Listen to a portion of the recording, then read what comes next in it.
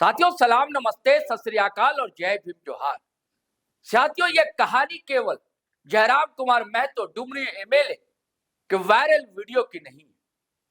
ये कहानी पुलिसिया इकबाल पर करारा तमाचा है, उनकी लापरवाही और एक माँ की दर्दीली कहानी है।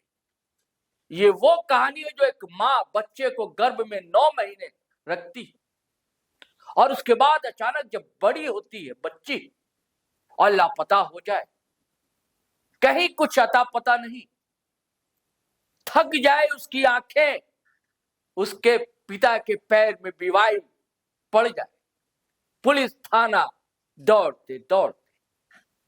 लेकिन साहब, क्या जरूरी है कि पुलिस के कान पर एक जूं भी रेंग जाए। ये कहानी पुष्पा कुमारी महतो नाम की एक बच्ची की, जिसका बहुत ही त्रासद अंत हुआ। और किसने क्या उसने किया जो उससे मोहब्बत करने का दावा करता था कई महीनों से। अचानक जब वो बच्ची नॉमिनेशन फाइल करने चास कॉलेज पहुंचती है और उसके बाद से उसका अता पता नहीं चलता है। इस लड़की की तस्वीर आप देख रहे हैं। और जब ये माँ, इस माँ को देखिए, ये तस्वीर देखिए, ये वीडियो छोटी सी क्लिप देखिए दोस्तों। বুঝলা না তোকে ফাঁসি কিরকম একটা কিন্তু নাই পুলিশ লাগো কিরকম ফাঁসি হতো সেটা সচা 28 का 28 पुलिस वाला का फांसी काकड़ी छाड़ा কেন করে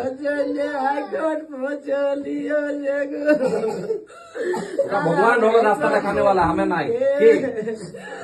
तोरा बहुत मेहनत कर ले, हमें तो बस बुद्धि दे दो, लेकिन मेहनत करने वाला तो तोरा रहा ना, दौड़ने वाला तोरा रहा, दौड़ने वाला तोरा रहा। चिंता करिया ना। तो कैसे तड़पती रही, बिलकती रही, रोती रही, दीवारें तक उस कच्चे मिट्टी की रो रही होंगी, बिलक रही होंगी। लेकिन हमारी पुलिस, बार बार चेतावनी दी गई, नाम तक बताया आरोपी का, लेकिन ढूंढ नहीं पाई पुलिस। जब हाई कोर्ट ने संज्ञान लिया, तब जाकर एसपी महोदय बोकारो के हरविंदर सिंह ने एसआईटी का गठन किया और एक दिन के अंदर मामले का खुलासा हो गया। यही काम 8 महीने पहले या उस दिन हो जाता तो हो सकता है कि वो बच्ची जीवित मिलती, जिंदा अवस्था में मिलती। लेकिन अब क्या मिला? पकड़ा तो गया, ये देख रहे लंगड़ा कर चल रहा है। पुलिस ने जरूर ठुकाई की होगी। आरोपी दिनेश कुमार महतो, बताया जाता है कि प्रेम संबंध था और इसने इकबालिया बयान दिया है कि वो दबाव डाल रही थी शादी का, इसलिए उसने ऐसा कर दिया। उसको बुलाया, जंगल के पीछे ले गया, जंगल कॉलेज के पीछे जो जंगल है चास कॉलेज, वहां काम तमाम कर दिया। अब लंगड़ा कर चल रहा है, पकड़ा गया। लेकिन सवाल ये है कि इस मां के दर्द को क्यों नहीं समझा पुलिस ने तब। और इसी मुद्दे को लेकर जयराम कुमार महतो को घेर लिया कुछ महिलाओं। मैं पुष्टि नहीं करता, लेकिन जेलकेम वालों का कहना है कि वो आजसू से जुड़ी हुई महिला है। और सवाल उठाए जयराम कुमार महतो। वो जयराम कुमार महतो जो अपनी हर गतिविधियों को मोबाइल में कैद करवाते हैं, उनके आगे पीछे यूट्यूब चैनल वाले चलते हैं, वही जयराम महतो को अचानक गुस्सा आ जाता है और एक लड़के का मोबाइल उठाकर पटक देते हैं। मैं चाहता हूं कि आप खुद देखिए ये हुआ क्या था उस समय, फिर मैं आगे की कहानी बताऊंगा दोस्तों। वो पैसे आरोप नहीं है, बिल्कुल सही है। उनकी माँ बोल रही है, बोलिए तो माँ को अभी साथ खड़ा कर कहाँ है उनकी माँ? बुलाइए तो, गाड़ी बुलाइए उनकी माँ को। आज उनकी माँ से आप पूछिए। देखिए सबसे बड़ी बात ये मामला, कोई अधिकारी है, कोई अधिकारी, आप तो अधिकारी थे ना। कैसे हम अधिकारी हैं? कैसे नहीं, कैसे हम अधिकारी हैं? आप एक विधायक, अधिकारी नहीं होता। आपने जानबूझ के इस तरह आप पैसे खाने का आरोप लगा दिए। आपको बोले कि यहाँ बात करने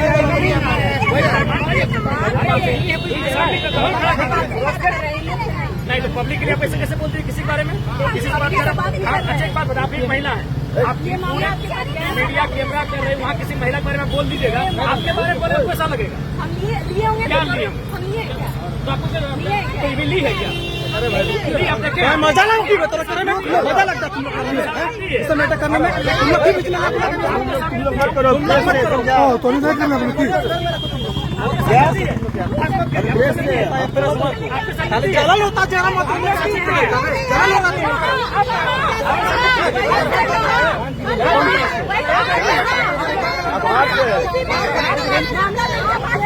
देखने वाला है मेरा आगे देखने वाला है मेरा आगे देखने वाला है मेरा आगे देखने वाला है दिक्कत हो रहा है जरा मत आगे बढ़ रहा है मत बना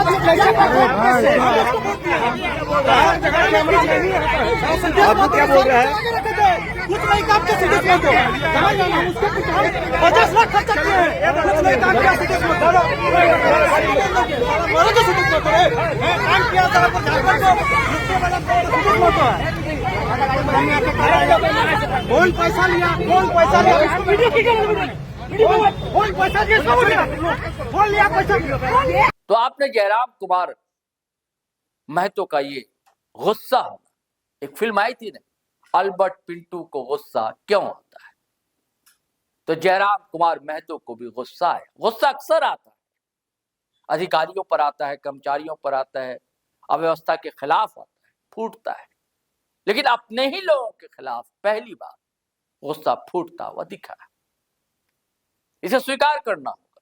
जयराम कुमार महतो डुमरी एमएलए,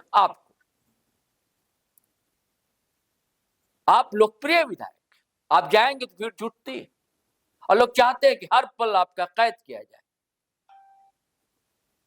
वो कैसा भी पल हो। वीडियो में दिख रहा है कि आपके लोग मना भी कर रहे हैं, लेकिन वायरल होना था। आपको पता है कि आपके पीछे कितनी ट्रोल आर्मी लगी रहती है, आपके इसका ख्याल नहीं था। स्पॉन्टेनियस आपको गुस्सा आया, आपने उठाया मोबाइल और पटक डाला। वो सवाल ही तो पूछ रही थी, हालांकि आपने सवाल का जवाब दिया, आपने बताया कि ऐसा नहीं, उनके जनता दरबार में उस बच्ची के माता पिता आए थे और आपने तत्काल थाना प्रभारी को कॉल भी किया, पिंडोजोरा थाना संभवतः, और कहा था कि वे तुरंत कार्रवाई की जाए। क्या अपडेट है ये आपने ली थी। अब आपसे सवाल इसलिए पूछे जाते हैं कि आप कार्रवाई करते हैं, एक्शन में आते हैं। ये पता है कि समूचे झारखंड से लोग आपके पास पहुंचते हैं, दुखियारे लोग, एक उम्मीद होती है, उन्हें लगता है कि एक अंतिम पायदान है आस का, जहां से खाली हाथ उम्मीदें लौटनी नहीं चाहिए। और यही वजह है कि वो महिलाएं पता नहीं आंसू से जुड़ी है या नहीं, लोग जुड़े, गुस्से में जुड़े कि भाई आप विधायक हैं। तो हुआ क्या, उसके बाद क्या बोला जयराम कुमार महतो ने, ये वीडियो भी आप देख लीजिए साथी। मुझे याद है मैंने खुद बड़ा बाबू से कहा कि बड़ा बाबू उस लड़के को बुलाइए थाने में और उससे पूछिए, थोड़ा डांट फटकार लगाए। मैंने कहा था कि थोड़ा डांटिए उसको। मुझे याद है आज से 6 महीना पहले उसकी माता हमारे जनता दरबार में आई थी। मैंने वहीं ऑन दी स्पॉट टेलीफोन किया बड़ा बाबू पिंडरा जोड़ा को और मैंने कहा कि क्या मामला है, ये मामला आपके संज्ञान में है कि नहीं, पहले बताइए। बोला सर मामला संज्ञान में है, हम कार्रवाई कर रहे हैं, मोबाइल फोन स्विच ऑफ आ रहा है, बस सर हम लोग बेबस हैं, ये हैं। तो हमने कहा कि आप सीनियर पदाधिकारियों से, अन्य टीमों से सहयोग लें, जहां इनके माता पिता कह रहे हैं उसके अनुसार आप कार्य करिए। तो कहीं ना कहीं अगर वो गंभीरता पूर्वक इसको एक्शन में लेते हैं तो मुझे लगता है कि आज ये परिस्थिति नहीं होती। लगता है 6 महीना पहले हमारे संज्ञान में भी आया था, उनकी माता उनके पिता हमारी जनता दरबार में आए थे। बाकायदा मैंने वहाँ से पिंडरा जोड़ा के थाना प्रभारी को कॉल भी किया और मैंने उनको निर्देश भी दिया है कि मैंने उनको कहा भी जिस लड़के के साथ इनके माता पिता उनका संबंध जोड़ रहे हैं आप उसको कम से कम बुलाइए थाना और थोड़ा सा गार्जियन के रूप में ही डांटिए। मैंने जो कहा था कि उनको गार्जियन के रूप में डांटिए, फटकारिए, वो लड़का बता देगा हकीकत क्या है। लेकिन हमें लगता है कि पुलिस प्रशासन की उदासीनता के कारण आज ये घटना घटी। अगर वह उसी दिन से जब उनको शिकायत मिली थी या फिर जब उनको कंप्लेंट किया जा रहा था, अगर उस समय से एक्टिव मोड में हो जाती तो ये घटना नहीं घटती। उसके बाद भी अगर मुझे लगता है, मैंने उसके बाद भी फ़ोन किया तो उन्होंने कहा कि सर आप तो जानते हैं कि मोबाइल स्विच ऑफ हो गया है, मोबाइल स्विच ऑफ होने से कुछ पता नहीं चल रहा है। और प्रथम दृष्टिया मुझे भी ऐसा लगा कि शायद दोनों अलॉटमेंट कर गए हैं, दोनों साथ चले गए राजी खुशी से और कहीं जाकर वह सेटल हो गए हैं। शायद हम लोगों ने भी ऐसा सोचा, लेकिन हमें नहीं मालूम था कि उसके साथ इतना क्रूर व्यवहार हुआ होगा कि आज वो दुनिया में ना है और उसका कंकाल मिलता है। ये हमने उस समय भी नहीं सोचा था। हमें ये लगा कि शायद उन लोगों का प्रेम एक दूसरे के साथ तो प्रेम नाता था और उसी नाते के अनुसार वे दोनों कहीं इस राज्य को छोड़कर, इस जिले को छोड़कर कहीं शिफ्ट हो गए होंगे, परिवार से दूर, रिश्ते नातों से दूर। मैंने ये सोचा था, लेकिन उसके साथ ये जघन्य अपराध हुआ, ये तो सपने में भी नहीं सोचा था कि कोई व्यक्ति इतना क्रूर हो सकता है। दादा आज हमारी बहन जो है पुष्पा, उसके साथ ये हुआ, कल को कोई शायद चेहरा बदल जाएगा, कोई और होंगे, लेकिन जिस तरह बोकारो में अपराध, लूटमार, चोरी, डकैती और रंगदारी वसूली सब बढ़ते जा रहा है। पूरे राज्य में मैंने बार बार कहा, जब तक प्रशासन को उनको नैतिकता का पाठ नहीं पढ़ाया जाएगा, जब तक वो नैतिकता की बात नहीं करेंगे, मुझे नहीं लगता है कि वो सही से शासन प्रशासन बेहतर काम कर पाएगी। मैं बार बार खुली आलोचना करता आया हूँ कि आज सबसे पहले मुख्यमंत्री को पहला काम करना चाहिए, ट्रांसफर पोस्टिंग को बंद कर देना चाहिए। सबसे जो प्रशासन का उदासीनता का सबसे बड़ा जड़ है ट्रांसफर पोस्टिंग। मैं बार बार कह रहा हूँ, आप अभी किसी सड़क में चले जाइए और बस एक पुलिस की कार्य प्रणाली को बिड़ने के लिए कि भाई आप उनको बोलिए कि 5 किलो आपके थाने से 5 किलोमीटर की दूरी पर एक चोरी हुआ है और कहिए कि 10 किलोमीटर दूरी पर 2 लड़के एक कोयला की गाड़ी को रोक के खड़े हैं। पुलिस पहले वहां पहुंचेगी जहां कोयला का गाड़ी रुका है, लेकिन आप जो कहेंगे 5 किलोमीटर की दूरी पर चोरी हो रही है, छिनताई हो रही है, पुलिस वहां नहीं पहुंचेगी। ये कड़वी सच्चाई है, इसको खोट ठोक के इसको स्वीकार कर लीजिए और पूरे राज्य की जनता को सरकार से सवाल पूछना चाहिए और इन कृत्यों के लिए सड़क पर आना चाहिए। कैंडल मार्चों के माध्यम से हो, प्रदर्शन के माध्यम से हो, सरकार को चेताना होगा। दादा एक सवाल और कि जब ऐसे मामले जब ये सामने निकल करके अब आया तो क्या सस्पेंड करना ही एक समाधान है या जिम्मेदारी बनती है किसी चीज की? उनकी जिम्मेदारी बनती थी, इसलिए उन पर भी कार्रवाई होनी चाहिए। आप मान के चलिए अपराध में भी अगर हाईकोर्ट संज्ञान लेगा, प्रशासन थाना बना है, व्यवस्थाएं बनी है, अगर उस पर भी अगर हाईकोर्ट के संज्ञान के बाद ये लोग एक्टिव होकर काम करेंगे तो ये औचित्य ही नहीं है। इनका होना या ना होना जनता के लिए तो समझ में नहीं आता है। आज थाना का जो इमेज है, मैंने विधानसभा में कहा था कि प्रशासन को, पुलिस को अपनी इमेज को सुधारनी चाहिए, लेकिन आज उनकी इमेज यह है कि जो भी व्यक्ति थाना जाता है वो पहले 4 मामूली विषय में 4 क्षेत्र के नेताओं को लेकर जाता है कि चलिए पैरवी कर दीजिए। बिना पैरवी के न एफआईआर होगा, न बिना पैरवी के कार्य होगा। ये चिंता का विषय है। पुलिस प्रशासन को समझना चाहिए, उनके भरोसे आम जनता की सुरक्षा है, उनके भरोसे उनकी जिंदगानी की खुशहाली है। और अगर उस प्रकार से वो काम करेंगे, इतनी उदासीन होकर काम करेंगे, इतने लापरवाह होकर काम करेंगे, तो आज एक लड़की, एक बहन के साथ ऐसा हुआ है, आने वाले दिन कैसे कई ऐसी घटनाएं सामने आएंगी। इसलिए पुलिस को सचेत होने की आवश्यकता है और आज तमाम बड़े पदाधिकारियों को भी कम से कम समीक्षा बुलानी चाहिए कि केस के क्या स्टेटस है। खासकर जो बड़े अपराध के मामले हैं उन पर कम से कम जिला के कप्तान को हमेशा 15 दिन में, 20 दिन में एक बार बैठक बुलानी चाहिए सभी थाना प्रभारियों से। उनसे बातचीत करनी चाहिए कि अमुक थाना में कितने केसेस पेंडिंग हैं, जो गंभीर केस हैं, उन पर क्या स्टडी है पुलिस का, अभी क्या सहयोग चाहिए आपको बड़े पदाधिकारियों का। लेकिन कुछ नहीं होता है। सभी बस यही चाहते हैं कि भाई मैं ट्रांसफर पोस्टिंग के माध्यम से 30 लाख, 40 लाख, 50 लाख लेकर थाना में आया हूँ, कम से कम उसका 4 गुना 5 गुना कैसे वसूली होगा, उसी पे सारा ध्यान केंद्रित है। और उसी का परिणाम है कि 6 महीना के बाद कंकाल मिलता है, जबकि परिजन 6 महीना से विधायकों के चक्कर काट रहे हैं, थाना का चक्कर काट रहे हैं, सीनियर पदाधिकारियों के चक्कर काट रहे हैं, किनके दरवाजे पर वो नहीं गए। लेकिन ये चिंता का विषय है। विधायक जी, एक सवाल विधायक जी लगातार। साथियों, आपने सुना जयराम महतो ने क्या कहा। अब सवाल ये उठता है कि एक एमएलए के कहने के बावजूद उसके बाद माता पिता गिड़गिड़ा रहे, दौड़ रहे, चप्पलें घिस गई उनकी, लेकिन पुलिस महकमा एक्टिव क्यों नहीं हुआ?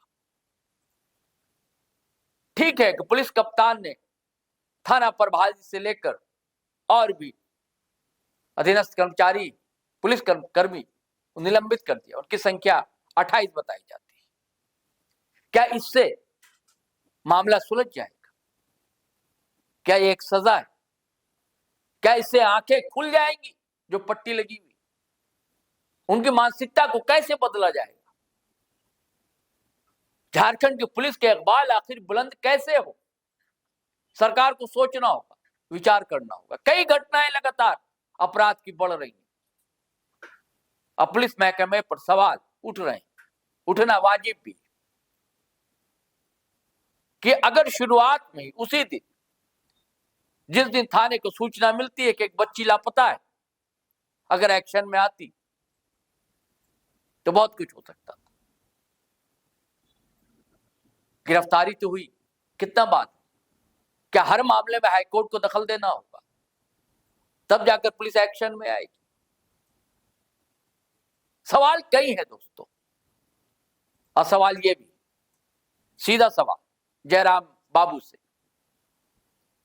कि आप बड़ी लोकप्रियता आपकी, आपको लोग चाहते हैं और आपके दुश्मन भी कम नहीं है, तो आपको सोच समझ कर बोलना चाहिए। नौजवान है, गुस्सा आना स्वाभाविक है, समझ सकता हूं, लेकिन अपने ही जनता के प्रति ये गुस्सा कतई सही नहीं कहा जा सकता। चलिए साथियों, चलते हैं, फिर नए वीडियो के साथ हाजिर रहेंगे। खुदा न करे ऐसी दर्दिली कहानी से फिर हम आप रूबरू। पुलिस चाक चौबंद रहे, घटनाएं हर जगह होती हैं, लेकिन अपराधी पकड़े भी जाते हैं और तुरंत पकड़े जाने चाहिए। तो खैर चलिए साथियों, फिर नए वीडियो के साथ हाजिर रहूंगा। आपसे गुजारिश है कि अगर आप पहली बार चैनल पर आए, सब्सक्राइब कर लीजिए। फेसबुक पर देख रहे हैं तो फॉलो कर लीजिए पेज। हमारी वेबसाइट भी है gtroadlive.com, उसे भी क्लिक किया करें, ताकत मिलती है, बल मिलता है। और वीडियो हमेशा की तरह धड़ाधड़ फटाफट खटाखट शेयर कीजिए, लाइक कीजिए, कमेंट कीजिए। आज्ञा दीजिए, इजाजत दीजिए। जय हिंद, जय भारत।